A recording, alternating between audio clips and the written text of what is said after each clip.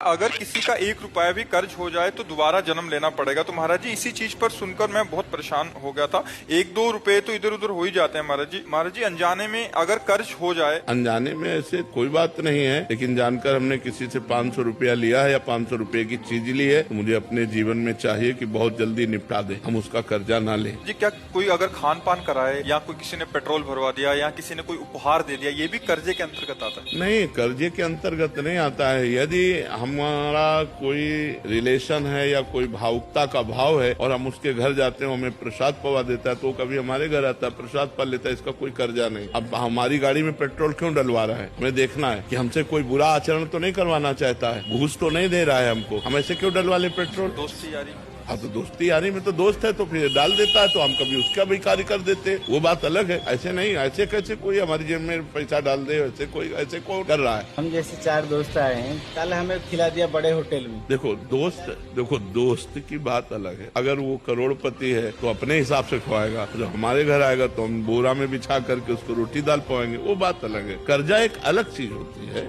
ये खान पान, मान लो वो हमको रबड़ी पवा रहा है हमारी सामर्थ्य, तो हम चाय पिला रहे थे, तुम्हारी चाय उसकी रबड़ी की समानता कर लेंगे, क्योंकि आप गरीब आदमी हो, धनी है और दोनों दोस्त हैं, तो 1000 रुपए का भोजन पवा देता है, हमारे पास पानी है तो हम केवल पानी पिला देते हैं, तो बराबर हो जाएगा। मन से कोई दे दी क्यों ले, ये भी तो होना चाहिए। क्यों ले, आराम का क्यों ले, आराम के खाने की आदत क्यों बनावे? नहीं लेना चाहिए, मेहनत की कमाई। हम ऐसे क्यों ले, ऐसे अधर्म की बात नहीं।